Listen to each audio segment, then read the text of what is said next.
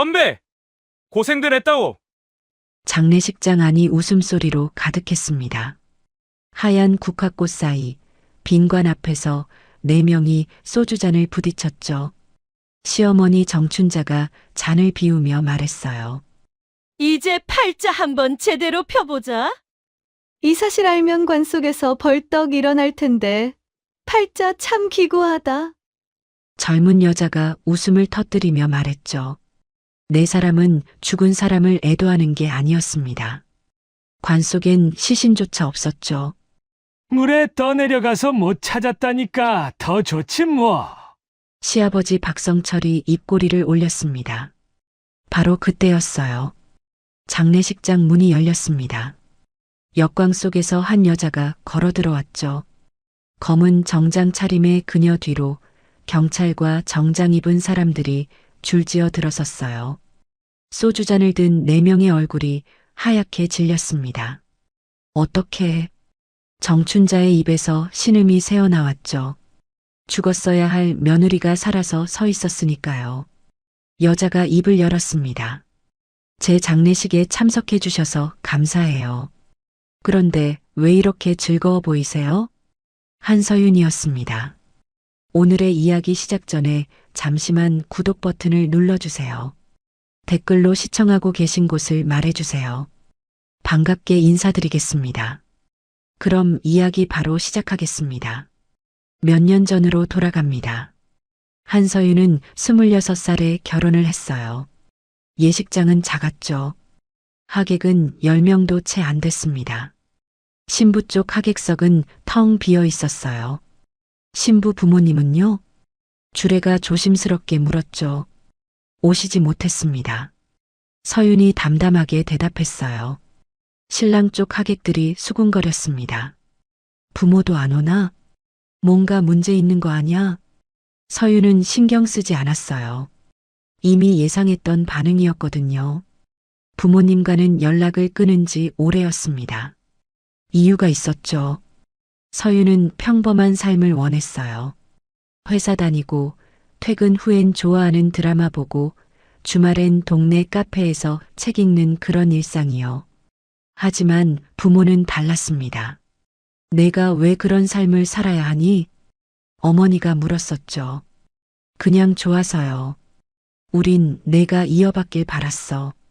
아버지의 목소리는 단호했어요. 서윤은 고개를 저었습니다. 전 제 방식대로 살고 싶어요. 그날 이후 연락이 끊겼죠. 서윤은 스스로 독립했어요. 작은 원룸에서 생활하며 백화점 명품관에서 일했습니다. 월급은 넉넉하진 않았지만 자유로웠어요. 그렇게 1년쯤 지났을 때 박재민을 만났습니다. 백화점 근처 카페에서였죠. 여기 자리 있나요? 재민이 웃으며 물었어요. 네, 앉으세요. 몇 번 마주치다 보니 자연스럽게 이야기를 나누게 됐습니다. 재민은 친절했어요. 힘든 일 있으면 언제든 말해요. 고마워요. 서윤은 그 따뜻함이 좋았습니다. 석 달 뒤 재민이 청혼했죠. 나랑 결혼해 줄래요? 서윤은 망설이지 않았어요. 네. 결혼 준비는 간단했습니다. 작은 예식장을 예약하고 드레스는 대여했어요. 부모님은 초대 안 해요? 재민이 물었죠. 연락하고 지내지 않아서요. 괜찮아요. 그래요? 그럼 우리 둘이서 시작하면 되죠. 재민은 이해해주는 것처럼 보였습니다. 결혼식 날 서윤은 혼자 대기실에 앉아 있었어요. 거울 속 자신을 바라봤죠. 이제 새로운 가족이 생기는 거야. 마음이 설렜습니다. 식이 끝난 뒤 시댁 식구들과 첫 식사 자리가 마련됐어요. 장소는 족발집이었습니다. 우리 집이야. 직접 운영하거든. 시어머니 정춘자가 말했어요. 앞으로 자주 와야 할 거야. 명절엔 당연히 오는 거고. 서윤이 고개를 숙였습니다. 네, 어머님. 시아버지 박성철이 소주를 따르며 물었죠. 그래서 댁 부모님은 왜 안 오셨어? 서윤이 잠시 망설이다 입을 열었어요. 부모님은 계세요. 하지만 연락하지 않고 지내고 있어요. 왜? 정춘자가 눈을 가늘게 떴습니다. 제가 평범하게 살고 싶다고 했더니 결혼도 반대하셨어요. 그래서 제가 먼저 연락을 끊었습니다. 평범하게 재민의 동생이 코웃음을 쳤어요. 그래서 백화점 다니는 거야? 네. 명품관에서 일해요. 식탁이 조용해졌습니다. 정춘자와 박성철이 눈빛을 주고받았죠. 부모 도움도 못 받는 백화점 직원. 그렇게 낙인 찍힌 순간이었습니다. 힘들게 살았겠네. 정춘자가 말했어요. 하지만 목소리엔 동정이 아니라 무언가 다른 감정이 섞여 있었죠. 우리 재민이 잘해줄 거야. 걱정 마. 박성철이 덧붙였습니다. 서유는 그저 고개를 끄덕였어요. 좋은 가족을 만난 것 같아. 그때까지만 해도 그렇게 생각했습니다. 식사가 끝나고 서윤과 재민은 신혼집으로 돌아왔어요. 오늘 고생했어. 재민이 웃으며 말했죠. 괜찮아요. 가족들 다 좋으신 것 같아요. 그렇지? 우리 엄마 아빠 착하시잖아. 재민이 서윤의 손을 잡았습니다. 앞으로 잘 지내자. 응. 서윤은 미소 지었어요. 하지만 그날 밤 재민은 혼자 화장실에 들어가 전화를 걸었습니다. 엄마, 서윤이 완전 호구야. 부모 연락도 끊고 혼자 사는데 뭐. 수화기 너머로 정춘자의 목소리가 들렸죠. 그럼 됐다. 계획대로 진행해. 재민이 입꼬리를 올리며 중얼거렸어요. 이제 시작이야. 그날 밤 서윤은 아무것도 모른 채 깊은 잠에 빠져 있었습니다. 새로운 가족과 함께 행복한 미래를 꿈꾸면서요. 하지만 그 꿈은 곧 악몽으로 변하게 됩니다. 신혼생활이 시작됐습니다. 서윤은 아침 7시에 출근했어요. 백화점 명품관 매장이었죠. 어서 오세요. 손님들에게 인사하며 하루를 보냈습니다. 퇴근은 저녁 8시였어요. 집에 돌아오면 재민이 기다리고 있었죠. 오늘 힘들었어? 괜찮아. 저녁 먹자. 평범한 일상이었습니다. 하지만 시댁과의 관계는 달랐어요. 결혼 일주일 후 정춘자에게서 전화가 왔죠. 서윤아, 내일 시간 돼? 네, 어머님. 무슨 일이세요? 집에 좀 와. 할 얘기가 있어서. 서윤은 다음날 시댁을 찾아갔습니다. 족발집 안은 김이 자욱했어요. 왔어? 앉아. 정춘자가 식탁을 가리켰죠. 박성철도 자리에 앉아 있었습니다. 결혼했으니까 우리 집안 얘기 좀 해야겠더라고. 정춘자가 입을 열었어요. 우리 족발집이 얼마나 오래됐는지 알아? 아니요. 25년 됐어. 재민이 돌 때부터 시작했지. 박성철이 소주잔을 채우며 말했습니다. 그동안 고생 많이 했어요. 재민이가 말했어요. 서윤이 조심스럽게 대답했죠. 고생? 그래, 고생이지. 정춘자의 목소리가 낮아졌습니다. 근데 며느리 들이면 좀 나아질 줄 알았는데. 네. 서윤이 고개를 들었어요. 너 부모한테 도움도 못 받잖아. 정춘자가 팔짱을 꼈습니다. 백화점 월급쟁이 주제에 시집 왔으면 뭘 해야 하는지 알아? 서윤의 얼굴이 굳었죠. 효도해야지. 당연한 거 아니야? 박성철이 거들었어요. 최선을 다하겠습니다. 최선? 돈이 최선이지. 정춘자가 비웃듯 말했습니다. 너 월급 얼마야? 200만 원 정도요. 겨우 그것밖에? 정춘자가 혀를 찼어요. 그걸로 뭘 하겠다는 거야? 집세도 내야 하고. 저희 집은 전세라서 괜찮아요. 전세? 그것도 재민이가 대출받아서 한 거잖아. 서윤은 아무 말도 할 수 없었습니다. 앞으로 생활비 조금씩 보태야 할 거야. 정춘자가 단호하게 말했죠. 매달 30만 원만. 할 수 있지? 네. 서윤이 고개를 끄덕였어요. 잘 생각했어. 그리고 명절엔 당연히 와야 하고. 알겠습니다. 집으로 돌아온 서윤은 재민에게 말했습니다. 오늘 어머님이 생활비를 조금 달래. 그래. 얼마? 30만 원. 재민이 잠시 생각하더니 고개를 끄덕였어요. 우리 부모님 고생 많이 하셨으니까 그 정도는 해야지. 응. 서윤은 마음이 무거웠습니다. 200만 원에서 30만 원을 빼면 170만 원이었죠. 거기서 교통비, 식비, 용돈을 빼면 남는 게 거의 없었어요.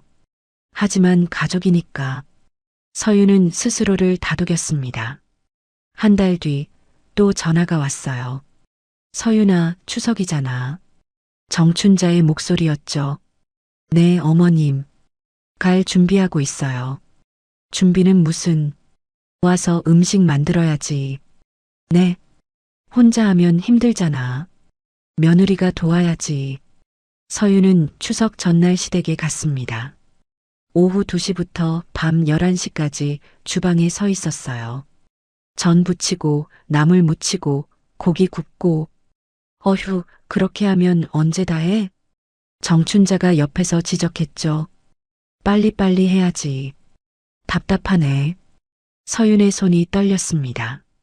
칼질하다 손가락을 베었어요. 아, 왜 다쳤어? 정춘자가 힐끗 쳐다봤습니다. 반창고 붙이고 계속해. 시간 없어.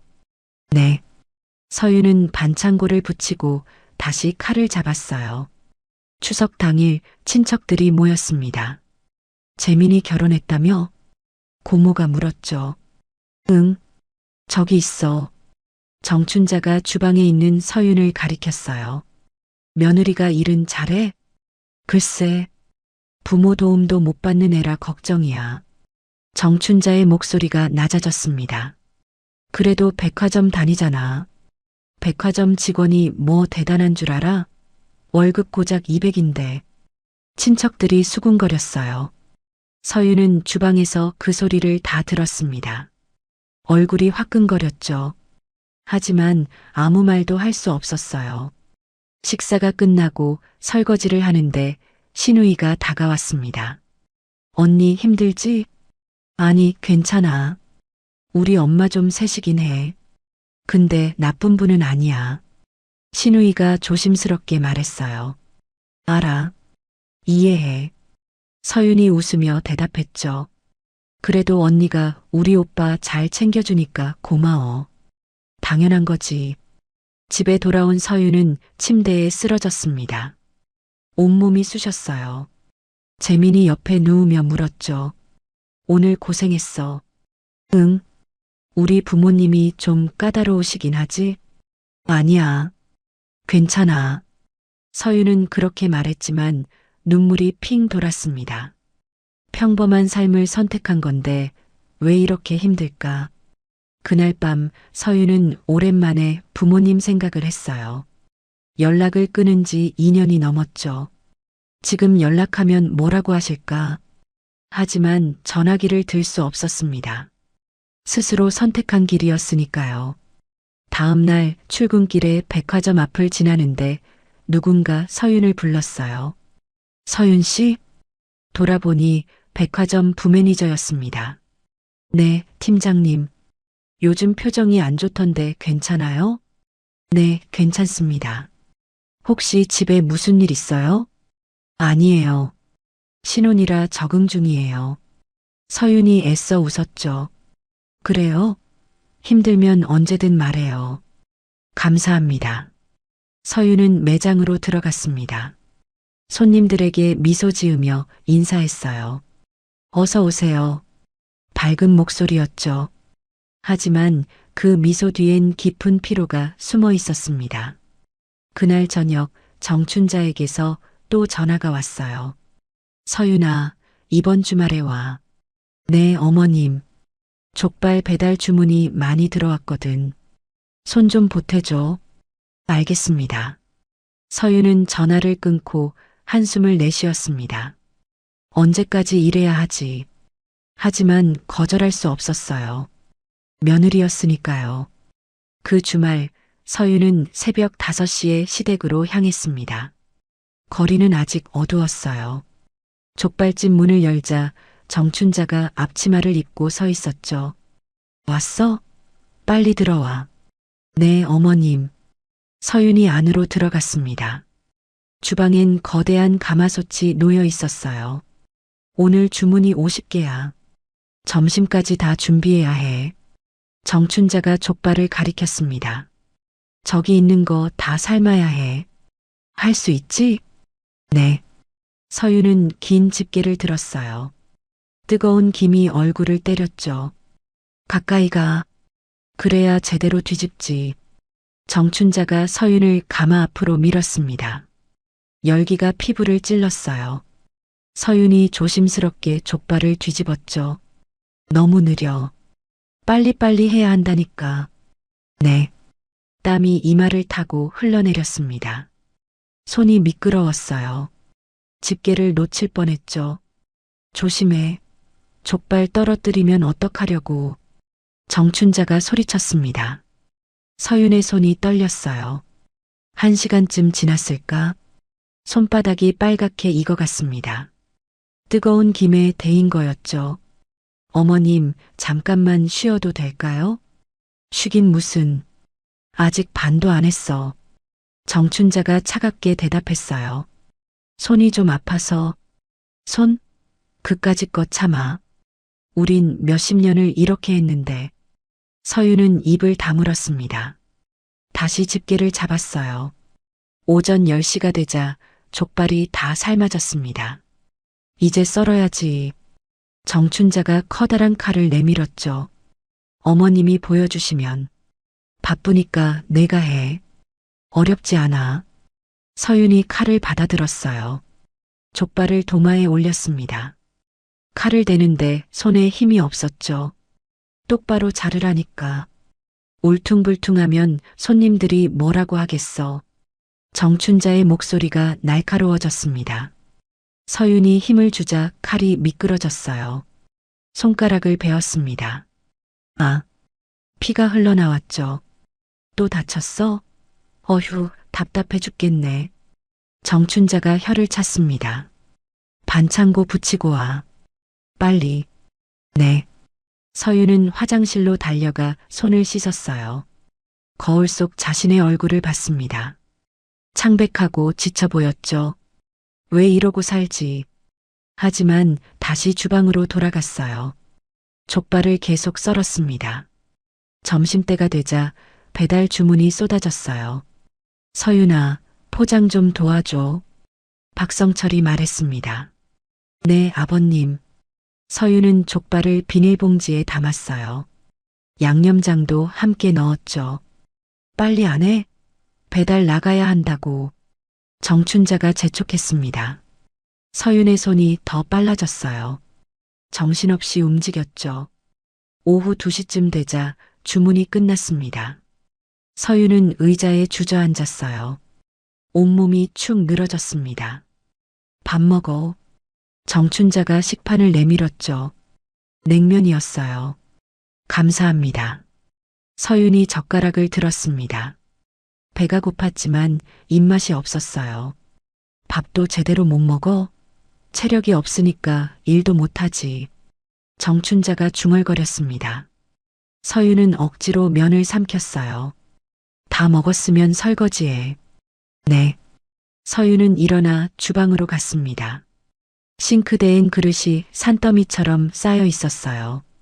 손을 물에 담그자 베인 상처가 쓰라렸습니다. 하지만 참았죠. 1시간 뒤 설거지가 끝났어요. 다 했어요. 그래. 그럼 이제 가봐. 정춘자가 손을 휘저었습니다. 수고했어요. 서윤이 인사했죠. 대답은 없었습니다. 집으로 돌아오는 길, 서윤은 버스 안에서 손을 내려다봤어요. 빨갛게 부어오른 손바닥, 반창고 붙인 손가락, 물집이 잡힌 엄지. 이게 맞는 걸까? 눈물이 핑 돌았습니다. 하지만 흘리지 않았어요. 집에 도착하자 재민이 게임을 하고 있었습니다. 왔어? 응. 엄마가 고맙대. 그래. 서유는 화장실로 들어가 샤워를 했어요. 뜨거운 물이 몸을 적셨죠. 하지만 피로는 씻겨 내려가지 않았습니다. 그날 밤 서유는 침대에 누워 천장을 바라봤어요. 재미는 옆에서 코를 골고 있었죠. 내가 선택한 삶이야. 버텨야 해. 스스로를 다독였습니다. 다음 주에도 전화가 왔어요. 서윤아, 또 주문 많이 들어왔어. 올 수 있지? 네, 어머님. 그 다음 주에도, 그 다음 주에도. 서윤은 매주 새벽 족발집으로 향했습니다. 손은 점점 거칠어졌어요. 허리는 자주 아팠죠. 백화점 동료가 물었습니다. 서윤 씨, 요즘 많이 피곤해 보여요. 아니에요. 괜찮아요. 손은 왜 그래요? 다쳤어요? 아, 이거요? 요리하다가 살짝. 서윤이 손을 숨겼어요. 조심하세요. 병원 가보는 게 좋겠어요. 네, 알겠습니다. 하지만 병원에 갈 시간도 여유도 없었죠. 어느 날 정춘자가 새로운 요구를 했습니다. 서윤아, 생활비 좀 더 올려줄 수 있어? 얼마나요? 50만 원만. 50만 원이요? 서윤의 목소리가 떨렸어요. 왜 못해? 우리가 너 먹여 살리는 것도 아니고. 아니에요. 할게요. 잘 생각했어. 전화를 끄는 서윤은 통장을 확인했습니다. 잔고는 거의 바닥이었어요. 어떻게 하지? 머리가 복잡했습니다. 재민에게 말하자니 또 부모님 편을 들게 뻔했죠. 혼자 견뎌야 해. 서윤은 그렇게 결심했습니다. 하지만 마음 한구석에선 작은 의문이 자라고 있었어요. 정말 이게 가족인가? 그 의문은 점점 커져갔습니다. 며칠 뒤 서윤은 시댁 주방에서 또다시 족발을 삶고 있었어요. 땀이 비 오듯 흘러내렸죠. 정춘자가 옆에서 지켜보고 있었습니다. 그래도 요즘 좀 나아졌네. 처음보단. 감사합니다. 근데 서윤아. 네. 너 부모 진짜 연락 안 해? 네. 연락 안 합니다. 그럼 유산 같은 거 기대하지 마. 정춘자가 웃으며 말했어요. 아무것도 기대하지 않아요. 그래. 그게 나아. 서윤은 고개를 숙였습니다. 내가 뭘 기대하겠어. 이미 아무것도 기대하지 않고 있었으니까요. 그날 오후 집으로 돌아온 서윤은 거울 앞에 섰어요. 거울 속 자신은 낯설었습니다. 몇 달 전만 해도 웃고 있던 얼굴. 지금은 지쳐 있었죠. 언제까지 이렇게 살아야 할까? 그때는 몰랐습니다. 더 큰 계획이 자신을 향해 다가오고 있다는 걸. 결혼한 지 석 달이 지났습니다. 어느 저녁 재민이 퇴근한 서윤에게 말을 꺼냈어요. 서윤아, 보험 하나 들어야 할 것 같아. 보험? 서윤이 고개를 들었죠. 응. 우리 둘 다 일하잖아. 혹시 모를 일 대비해야지. 재민이 서류 뭉치를 꺼냈습니다. 두꺼웠어요. 무슨 보험인데? 적금이랑 연금이랑 실손보험 다 묶인 거야. 회사에서 단체로 가입하면 싸게 해준대. 서윤이 몇 장 넘겨봤습니다. 전문 용어 투성이었죠. 이게 다 필요한 거야? 당연하지. 나중에 애 낳으면 학자금도 필요하고 아프면 병원비도 들잖아. 재민이 웃으며 말했어요. 너도 알잖아. 부모님 도움 못 받으니까 우리끼리 준비해야지. 서윤이 잠시 망설였습니다. 금액이 좀 큰 것 같은데. 괜찮아. 월 납입금은 얼마 안 돼. 나도 같이 들 거야. 그래. 응. 우리 미래를 위한 거잖아. 서윤이 고개를 끄덕였어요. 알았어. 펜을 들어 서명란에 이름을 써내려갔습니다. 1장, 2장, 3장. 총 15장이었죠. 다 썼어. 고마워. 내가 회사에 제출할게. 재민이 서류를 챙겨 넣었습니다. 그날 밤 재민은 서류를 들고 밖으로 나갔어요. 어머니를 만나러 간 거였죠. 카페에서 정춘자와 마주 앉았습니다. 됐어? 정춘자가 물었어요. 응. 서명 다 받았어. 재민이 서류를 내밀었죠. 정춘자가 서류를 펼쳐봤습니다. 사망보험금 30억. 수익자 배우자. 입꼬리가 올라갔어요. 잘했다. 1년만 기다리면 되는 거지? 그래. 면책 기간만 넘기면 돼. 정춘자가 커피를 한 모금 마셨습니다. 그 다음엔? 그때 이소연이 알아서 하겠지. 재민이 휴대폰을 꺼냈어요. 지금 연락해 볼까? 그래. 재민이 전화를 걸었습니다. 소연아, 나야. 어디야? 수화기 너머로 여자 목소리가 들렸죠. 나, 집이야. 왜? 잘 됐네. 지금 엄마랑 있는데 너도 와. 알았어. 20분 뒤에 갈게. 전화를 끊고 재민이 어머니를 봤습니다. 곧 올 거야. 그래, 20분 뒤 젊은 여자가 카페로 들어왔어요. 이소연이었습니다. 어머니, 안녕하세요. 왔어? 앉아. 이소연이 재민 옆에 앉았죠. 보험 가입됐어? 응. 서윤이 서명 다 했어. 잘했네. 역시 신혼초라 쉬웠지? 이소연이 빙긋 웃었습니다.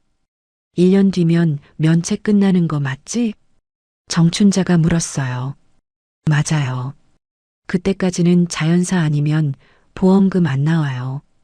그럼 1년 뒤에 실행하면 되겠네. 어떻게 할 건데? 재민이 목소리를 낮췄습니다. 출렁다리. 이소연이 말했어요. 출렁다리? 응. 가족 나들이 가는 척하고 거기 가는 거야. 사람 많을 때. 그래서 밀면 돼. 난간 낮으니까 쉬워. 정춘자가 고개를 끄덕였죠. 사고로 위장하는 거네. 당연하지. CCTV도 없고 목격자들도 발 헛디뎠다고만 생각할 거야. 이소연이 차분하게 설명했습니다. 좋아. 그렇게 하자. 재민이 동의했어요. 30억이면 건물도 사고 족발집도 접을 수 있겠네. 정춘자가 웃었습니다. 당연하지. 평생 놀고 먹어도 돼. 세 사람은 술잔을 부딪혔어요. 그날 밤 늦게 재민이 집에 돌아왔습니다.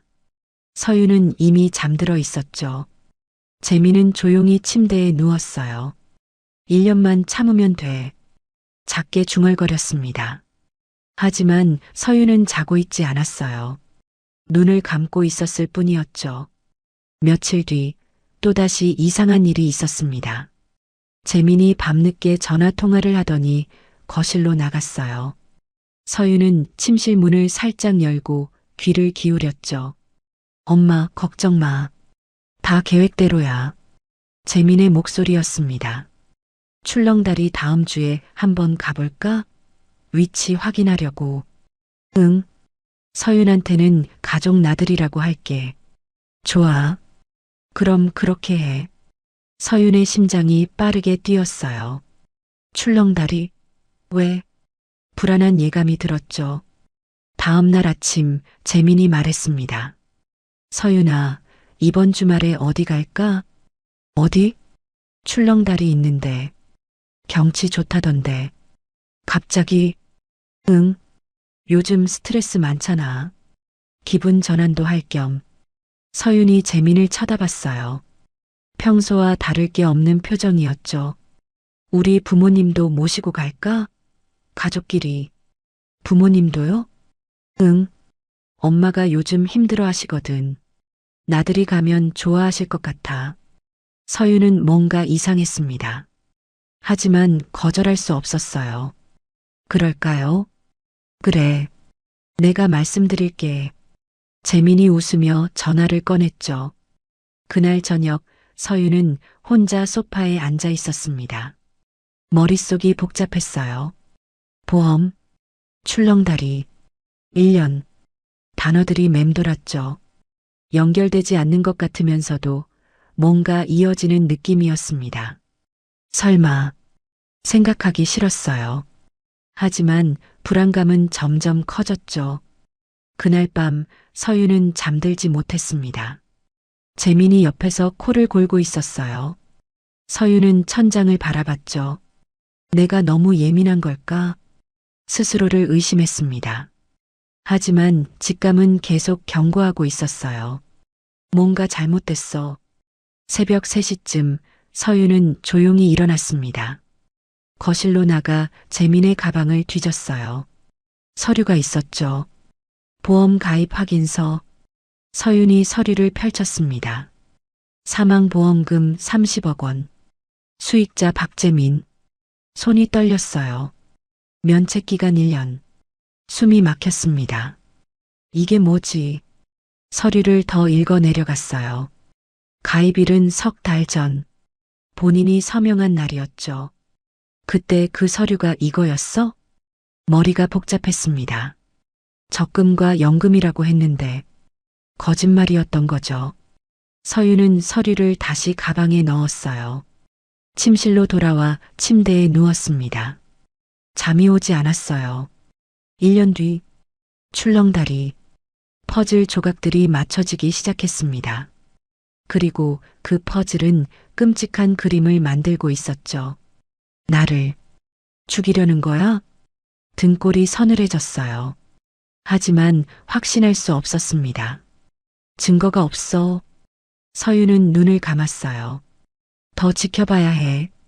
그날 이후 서윤은 모든 것을 주시하기 시작했습니다. 재민의 전화 통화, 시댁 식구들의 태도, 모든 것이 의심스러웠어요. 그리고 마침내 결정적인 순간이 찾아왔습니다. 다음 날 서윤은 회사에 반차를 냈습니다. 택시를 타고 향한 곳은 강남이었어요. 높은 빌딩들이 즐비한 거리, 30층짜리 사옥 앞에서 내렸죠. 2년 만이네. 심호흡을 하고 로비로 들어갔습니다. 어디 찾으세요? 안내 데스크 직원이 물었죠. 한태성 회장님 뵈러 왔습니다. 예약 있으세요? 없지만 따님이라고 전해주세요. 직원의 눈이 커졌어요. 잠시만요. 전화를 걸더니 위를 쳐다봤습니다. 30층으로 올라가시면 됩니다. 감사합니다. 서윤이 엘리베이터에 올랐어요. 층수가 올라갈수록 심장이 빨리 뛰었죠. 뭐라고 하실까? 문이 열렸습니다. 비서가 기다리고 있었어요. 이쪽으로 오세요. 복도를 지나 회장실 문 앞에 섰죠. 비서가 노크했습니다. 회장님, 따님 오셨습니다. 들어오라고 해. 낮고 무거운 목소리였어요.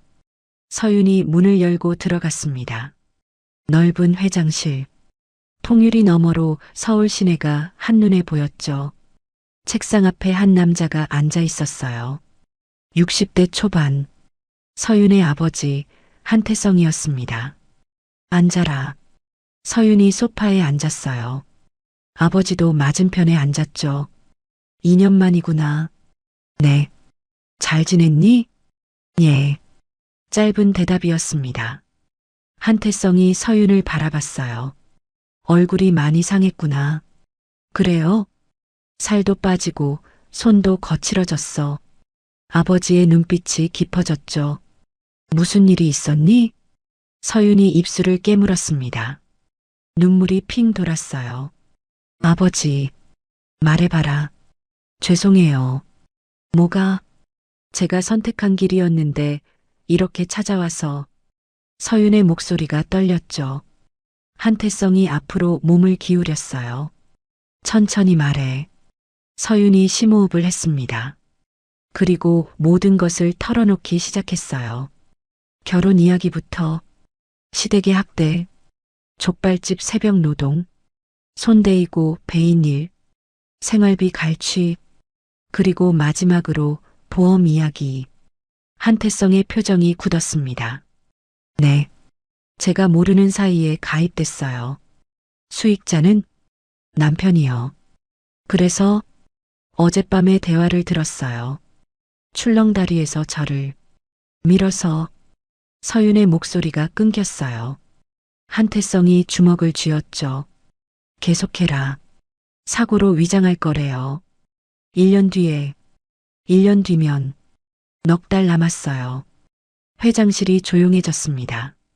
한태성이 창밖을 바라봤어요. 왜 진작 말하지 않았니? 제가 선택한 삶이었으니까요. 스스로 책임져야 한다고 생각했어요. 책임? 죽을 뻔한 걸 알면서 확신이 없었어요. 어쩌면 제가 오해한 건지도 모른다고. 서윤이 고개를 숙였죠. 한태성이 한숨을 내쉬었습니다. 너는 평범한 삶을 원했지. 네. 나는 그게 이해가 안 됐어. 왜 이 모든 걸 버리고 그런 삶을 선택하는지. 아버지의 목소리가 부드러워졌어요. 하지만 지금은 알 것 같구나. 아버지, 넌 자유가 좋았던 거야. 책임도 부담도 없는. 한태성이 딸을 바라봤죠. 그런데 그 자유가 이렇게 너를 위험에 빠뜨릴 줄은 몰랐구나. 죄송합니다. 사과할 일이 아니야. 한태성이 전화기를 들었어요. 실장, 지금 들어와. 잠시 후 문이 열렸습니다. 정장 입은 남자가 들어왔죠. 변호사 3명, 즉시 소집해. 형사 전문가 포함해서. 알겠습니다. 그리고 사람 몇 명 더 붙여. 내 딸 보호할 사람. 지금 바로 하겠습니다. 실장이 나갔어요. 한태성이 서윤을 봤습니다. 이제부터 내가 처리할 거다. 하지만 너 혼자 감당할 일이 아니야. 이건 범죄야. 어떻게 하실 건데요? 증거를 모을 거다. 확실하게. 한태성이 책상으로 가 서류를 꺼냈어요. 보험 관련 서류 있니? 집에 있어요. 가져와. 그리고 통화 내용 녹음한 거 있으면 그것도. 녹음은 못했어요. 괜찮아. 앞으로 녹음하면 돼. 아버지의 눈빛이 날카로워졌죠. 넉 달이면 충분해. 정말 괜찮을까요? 서윤이 불안한 표정으로 물었어요. 걱정 마. 내가 지킬 테니까. 한태성이 딸의 어깨에 손을 올렸습니다. 2년 동안 내가 어떻게 살았는지 몰랐구나. 미안하다. 아니에요. 제가 이제 집에 가거라. 평소처럼 행동해. 아무것도 모르는 척. 네. 일주일에 한 번씩 여기 와. 진행 상황 보고받을 거야. 알겠습니다. 서윤이 일어섰어요. 문을 나서려는데 아버지가 불렀죠. 서윤아. 네. 살아있어야 한다. 명심해. 네. 서윤이 고개를 끄덕이고 나갔습니다. 엘리베이터를 타고 내려오는 동안 눈물이 흘렀어요. 살아있어야 한다. 아버지의 말이 귓가에 맴돌았죠. 로비로 나와 햇빛을 마주했습니다. 이제 혼자가 아니야. 처음으로 안도감이 들었어요. 그날 저녁 서윤은 집에 돌아왔어요. 재민이 소파에 앉아 있었죠. 어디 갔다 와? 병원. 손이 아파서. 그래. 괜찮아? 응. 연고 받았어. 서윤이 자연스럽게 웃었습니다. 저녁 먹을래? 그래. 재민은 의심하지 않았어요. 서윤은 부엌으로 가 요리를 시작했죠. 겉으로는 평범한 아내였습니다. 하지만 속으로는 달랐어요. 넉 달. 증거를 모아야 해. 칼을 들고 야채를 썰면서 생각했죠. 이번엔 내가 이긴다. 그날 밤 서윤은 침대에 누워 천장을 바라봤습니다. 재민이 옆에서 자고 있었어요. 아버지가 함께 하시니까 눈을 감았습니다. 처음으로 편안하게 잠들 수 있었어요. 그 시간 한태성의 회장실에서는 긴급 회의가 열리고 있었죠. 변호사 3명과 실장이 모였습니다. 살인 미수와 보험 사기 공모. 증거를 확보해야 합니다. 변호사가 말했어요. 녹음, 영상, 서류. 모든 걸 수집하십시오. 시간이 얼마나 걸립니까? 한태성이 물었죠. 석 달이면 충분합니다. 좋아. 시작하십시오. 회의가 끝났어요. 한태성은 혼자 남아 창밖을 바라봤습니다. 기다려라. 내 딸을 건드린 대가를 치르게 해주마. 그의 눈빛은 차갑게 빛났습니다. 석 달이 흘렀습니다. 그동안 서유는 완벽하게 연기했어요. 평범한 며느리, 순종적인 아내. 아무것도 모르는 척했죠. 하지만 몰래 녹음기를 켰습니다. 시댁 식구들의 대화를 모두 담았어요. 일주일에 한 번씩 아버지를 만나 증거를 전달했죠. 잘하고 있다. 한태성이 말했습니다. 조금만 더 버텨라. 네, 아버지. 변호사들은 보험 서류를 분석했어요. 통화 기록도 확보했죠. 충분합니다. 이제 실행만 남았습니다. 마침내 그날이 왔습니다. 토요일 아침 재민이 말했어요. 오늘 출렁다리 가자. 날씨도 좋고. 갑자기 엄마 아빠도 같이 가신대. 가족 나들이. 서윤의 심장이 빨리 뛰었어요. 드디어구나. 그럴까? 자연스럽게 웃으며 대답했죠. 좋아. 준비할게. 오전 10시 시댁 앞에서 만났습니다. 정춘자와 박성철이 차에 타고 있었어요. 서윤아, 타. 네, 어머님. 차가 출발했죠. 1시간쯤 달렸을까? 산속 계곡이 나타났습니다. 저기다. 박성철이 주차장에 차를 세웠어요. 내리자 시원한 바람이 불었죠. 경치 좋네. 재민이 말했습니다. 사진 찍자. 그래. 일행은 출렁다리로 향했어요. 다리는 계곡 위에 걸려 있었죠. 아래는 깊은 물이 흐르고 있었습니다. 무섭다. 서윤이 난간을 잡았어요. 괜찮아. 내가 있잖아. 재민이 손을 잡아줬습니다. 하지만 그 손은 차갑게 느껴졌어요. 다리 중간쯤 왔을 때였죠. 정춘자가 갑자기 말했습니다. 서윤아, 저기 좀 봐. 경치 좋다. 어디요? 서윤이 난간 쪽으로 몸을 기울였어요. 바로 그때였습니다. 정춘자가 서윤의 등을 밀었죠. 흑. 서윤의 몸이 앞으로 쏠렸어요. 난간 너머로 넘어갈 뻔했습니다. 하지만 순간 난간을 붙잡았죠. 어머님. 서윤이 소리쳤어요. 주변 사람들이 놀라 돌아봤습니다. 아이고, 깜짝이야. 정춘자가 연기를 했어요. 미끄러졌어? 조심해야지. 괜찮아? 재민이 달려와 서윤을 붙잡았습니다. 하지만 그 눈빛은 실망으로 가득했어요. 실패했어. 서윤은 그걸 알았죠. 집에 가요. 무서워요. 그래, 가자. 일행은 주차장으로 돌아왔습니다. 차 안은 침묵으로 가득했어요. 정춘자와 박성철이 눈빛을 주고받았죠. 다음 기회를 노려야 해. 집에 도착한 서윤은 곧바로 화장실로 들어갔습니다. 휴대폰을 꺼내 아버지에게 문자를 보냈어요. 실행됐어요. 증거 확보했습니다. 곧 답장이 왔죠. 잘했다. 이제 마무리한다. 서윤이 거울을 봤습니다. 창백한 얼굴이었어요. 조금만 더. 심호흡을 하고 밖으로 나왔죠. 재민이 소파에 앉아 있었습니다. 괜찮아? 응. 놀랐어. 조심해야지. 위험한 곳이었어. 재민의 말투는 평범했어요. 하지만 서윤은 알았죠. 거짓말이야. 그날 밤 재민은 밖으로 나가 전화를 걸었습니다. 서윤은 문틈으로 귀를 기울였어요. 엄마, 실패했어. 어떻게 된 거야? 정춘자의 목소리가 들렸죠. 사람들이 너무 많았어. 눈치챌 뻔했어. 다음엔 확실하게 해야 해. 알았어. 기회를 다시 만들게. 서윤은 녹음기를 껐습니다. 이것으로 충분해. 다음 날 서윤은 아버지를 만났어요. 녹음 파일을 전달했죠. 들어보세요.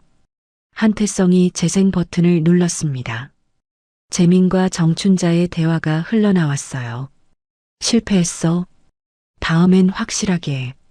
한태성의 얼굴이 굳었습니다. 이제 움직이겠습니다. 변호사가 말했어요. 경찰에 고발하시겠습니까?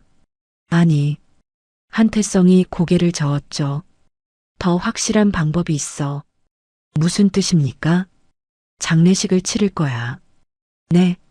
서윤이 눈을 크게 떴어요. 서윤이 죽은 걸로 만드는 거지. 한태성이 설명했습니다. 출렁다리에서 떨어져 실종됐다고 발표해. 시신은 못 찾았다고. 그럼 장례식을 치르는 거야. 그들이 원하는 대로. 변호사가 고개를 끄덕였어요. 그때 보험금을 청구하겠죠.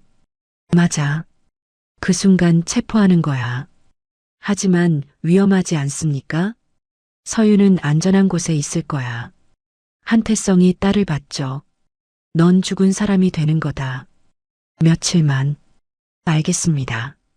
서윤이 대답했어요. 무섭지 않니? 아니요. 끝낼 수 있다면. 그날부터 계획이 실행됐습니다. 사흘 뒤 뉴스가 나왔어요. 계곡에서 실종사고. 29살 여성 수색 중. 재민이 뉴스를 보며 전화를 걸었죠.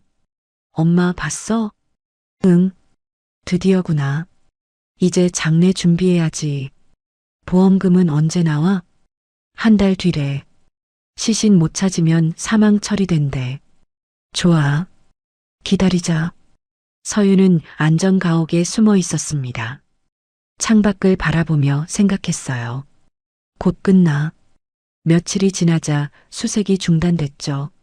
시신 발견 못함. 사망 추정. 공식 발표가 났습니다. 재민은 장례식장을 예약했어요.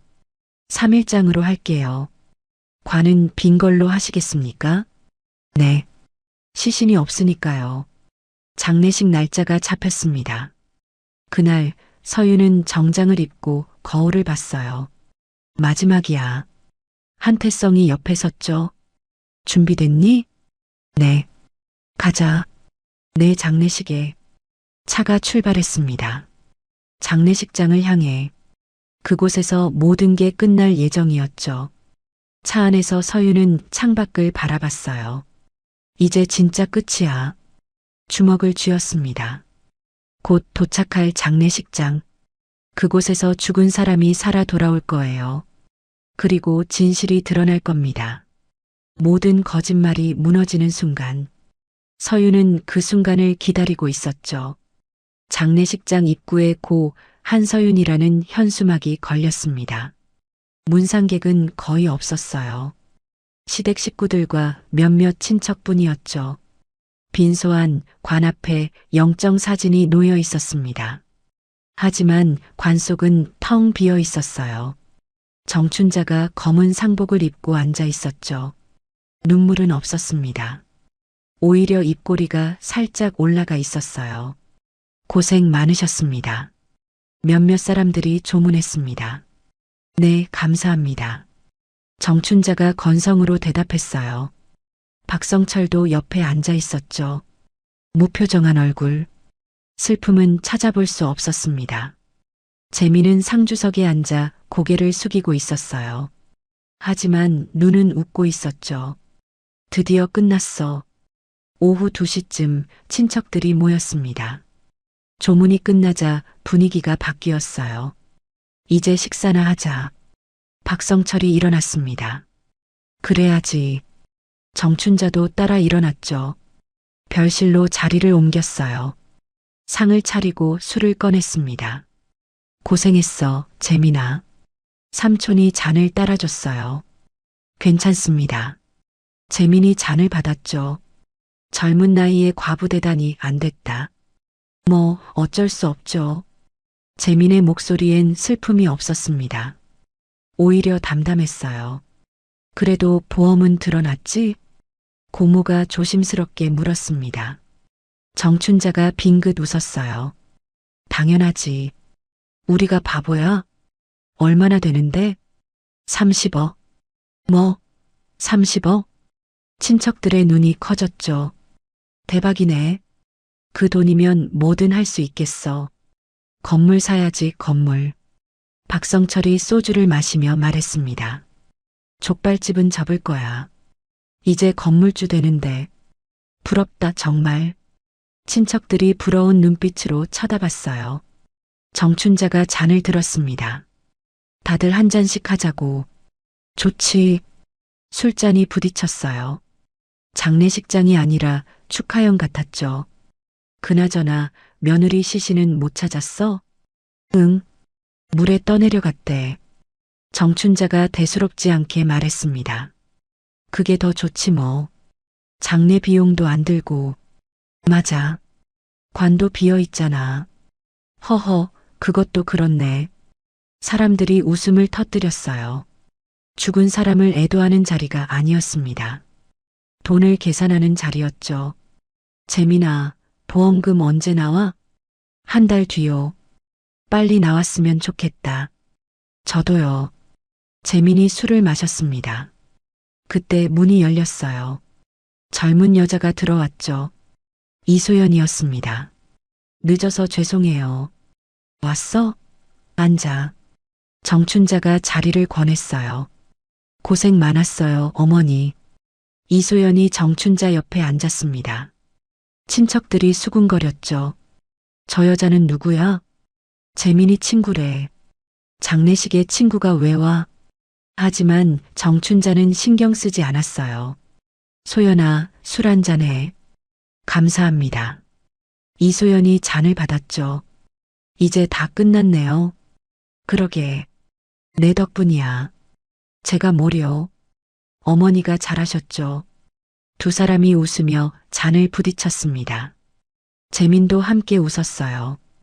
출렁다리 작전 성공. 쉿. 조용히 해. 정춘자가 손가락을 입에 댔죠. 하지만 목소리는 낮아지지 않았습니다. 어차피 시신도 없는데 뭐. 박성철이 말했어요. 증거도 없고. 맞아. 완벽한 사고사지. 세 사람은 술을 계속 마셨어요. 취기가 오르자 더 대담해졌죠. 서윤이 그렇게 순진할 줄 몰랐어. 정춘자가 혀를 찼습니다. 보험 서류에 사인할 때도 아무것도 몰랐잖아. 바보였지 뭐. 재민이 비웃었어요.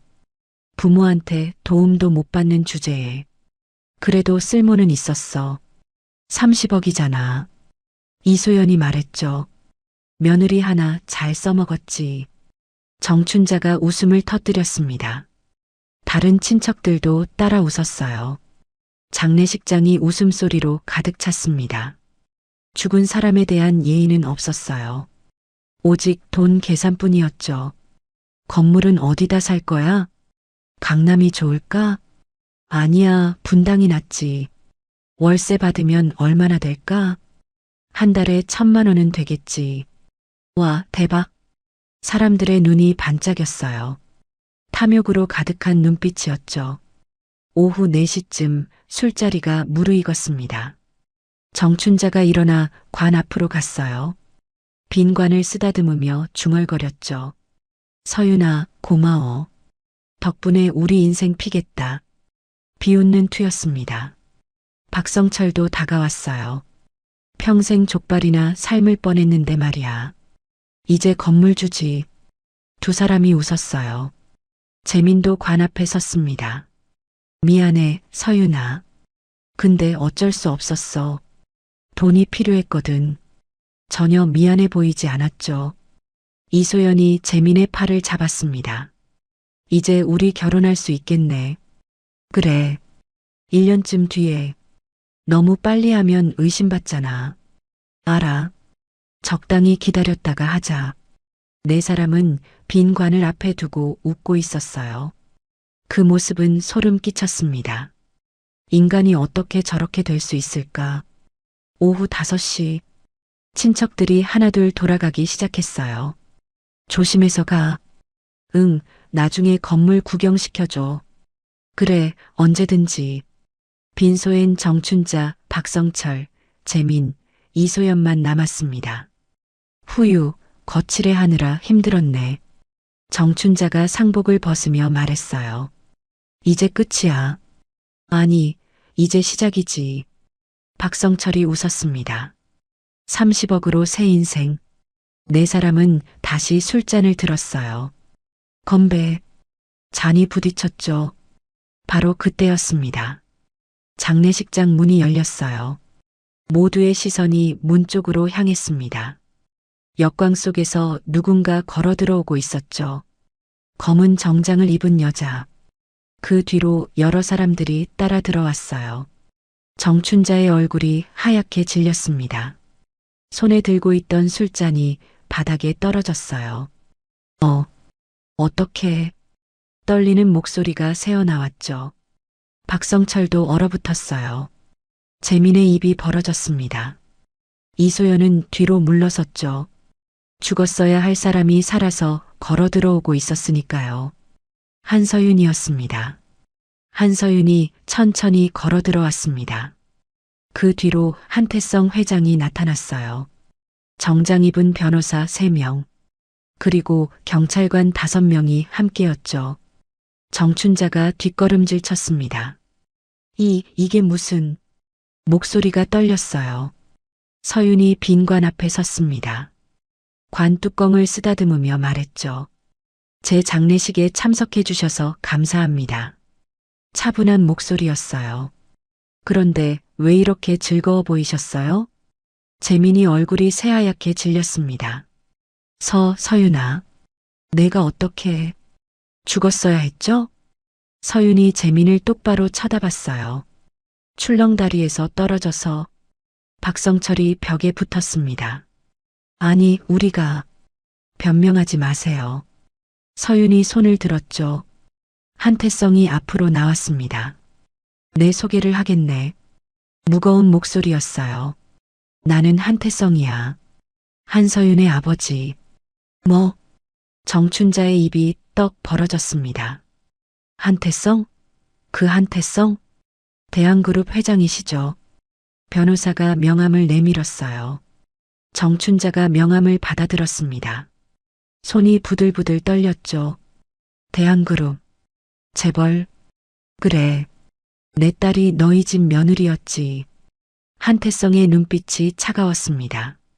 재민이 뒤로 비틀거렸어요. 말도 안 돼. 서윤이가 재벌 딸. 믿기지 않죠? 서윤이 웃었습니다. 저도 평범하게 살고 싶었어요. 그래서 모든 걸 버렸죠. 하지만 당신들은 그걸 이용했어요. 변호사가 서류 뭉치를 꺼냈습니다. 보험 사기, 살인 미수, 공모. 증거는 모두 확보했습니다. 또 다른 변호사가 녹음기를 켰어요. 재민의 목소리가 흘러나왔죠. 엄마, 실패했어. 다음엔 확실하게 해야 해. 정춘자의 얼굴이 일그러졌습니다. 이건 출렁다리 작전. 기억나시죠? 서윤이 말했어요. 제가 다 들었습니다. 녹음도 했고요. 내가... 정춘자가 소리쳤죠. 저는 자는 척했어요. 여러 번요. 서윤의 목소리가 단호했습니다. 당신들이 보험금 계산할 때도, 살해 방법 의논할 때도 이소연이 문 쪽으로 뛰었어요. 하지만 경찰이 막았죠. 어디 가시려고요? 전 몰랐어요. 몰랐다고요? 변호사가 또 다른 녹음을 틀었습니다. 이소연의 목소리였어요. 신혼초가 심사통과 제일 쉽다니까. 출렁다리에서 밀면 돼. 이소연이 주저앉았습니다. 아니야. 저건 당신이 처음 계획을 제안했죠. 서윤이 차갑게 말했어요. 보험 설계부터 살해 방법까지. 경찰관이 수갑을 꺼냈습니다. 정춘자, 박성철, 박재민, 이소연. 살인 미수 및 보험 사기 혐의로 체포합니다. 싫어. 나 안 가. 정춘자가 소리쳤어요. 하지만 경찰은 가차 없었습니다. 수갑이 채워졌죠. 나 억울해. 그 계집애가 거짓말하는 거야. 증거가 있습니다. 변호사가 서류를 펼쳤어요. 보험 가입 서류, 통화 기록, 녹음 파일, 출렁다리 CCTV 영상도 확보했습니다. 당신이 며느리를 민 장면이 선명하게 찍혀 있죠. 정춘자의 얼굴이 흑빛이 됐습니다. 재민이 서윤에게 다가가려 했어요. 서윤아, 오해야. 나는 오해? 서윤이 재민을 똑바로 봤습니다. 30억짜리 보험이 오해인가요? 출렁다리 가족 나들이가 오해인가요? 제 장례식에서 웃으며 건물 얘기하신 것도 오해인가요? 재민이 입을 다물었어요. 할 말이 없었죠. 저는 당신을 사랑했어요. 서윤의 목소리가 떨렸습니다. 평범한 삶을 함께 살고 싶었어요. 하지만 당신은 저를 돈으로 계산했죠. 재민이 고개를 숙였습니다. 경찰이 그를 끌고 나갔어요. 박성철도 순순히 따라갔습니다. 이소연은 울며 끌려갔죠. 살려주세요. 제발. 하지만 아무도 그녀의 말을 듣지 않았습니다. 마지막으로 정춘자가 남았어요. 수갑찬 채 서윤을 노려봤죠. 너 같은 계집애가 우릴 속였어? 속인 게 아닙니다. 서윤이 차분하게 말했어요. 저는 그냥 살고 싶었을 뿐이에요. 평범하게, 자유롭게. 하지만 당신들이 그걸 허락하지 않았죠. 정춘자가 이를 갈았습니다. 재벌 딸 주제에 왜 숨기고 살았어? 그게 잘못인가요? 서윤의 눈에 눈물이 고였어요. 제가 누구든 학대해도 되는 건 아니잖아요. 새벽마다 족발 삼키며 손대이고 생활비 뜯기고 월급 갈취당하고 그게 며느리 맞나요? 정춘자는 아무 말도 하지 못했습니다. 경찰이 그녀를 끌고 나갔어요. 나라고. 비명이 복도에 울려 퍼졌죠. 장례식장이 조용해졌습니다. 서윤이 빈관 앞에 섰어요. 한태성이 딸 옆에 섰죠. 괜찮니? 네, 아버지. 잘 견뎠구나. 아버지 덕분이에요. 한태성이 딸의 어깨를 감쌌습니다. 이제 집으로 가자. 네. 두 사람이 장례식장을 나섰어요. 밖에는 햇살이 따스했습니다. 서윤이 하늘을 올려다봤어요. 이제 진짜 자유네요. 그래. 이제 내가 원하는 대로 살아라. 평범하게요? 응. 내가 원한다면. 서윤이 미소 지었습니다. 진짜 미소였어요. 그날 저녁 뉴스가 나왔습니다. 대한그룹 회장 딸 살인 미수 사건 피해자로 밝혀져. 시댁 식구들 30억 보험금 노리고 살해 시도. 현재 전원 구속 기소. 세상이 떠들썩했어요. 하지만 서윤은 조용히 커피를 마시고 있었죠. 작은 카페에서 창밖을 바라보며 생각했습니다. 평범한 게 이렇게 소중한 건지 몰랐어. 핸드폰이 울렸어요. 아버지였습니다. 서윤아, 회사 일 도와줄 생각 없니? 아니요, 아버지. 여전히 평범하게 살고 싶니? 네. 그게 제가 원하는 삶이에요. 한태성이 웃었습니다. 알았다. 내 마음대로 해라. 감사합니다. 전화를 끊었어요. 서윤은 다시 커피를 마셨습니다. 따뜻했어요. 이제 시작이야. 진짜 내 삶. 그렇게 서윤의 새로운 인생이 시작됐습니다. 석 달 뒤 법정에서 판결이 났어요. 정춘자 살인 미수로 징역 15년. 박성철 공모죄로 징역 10년.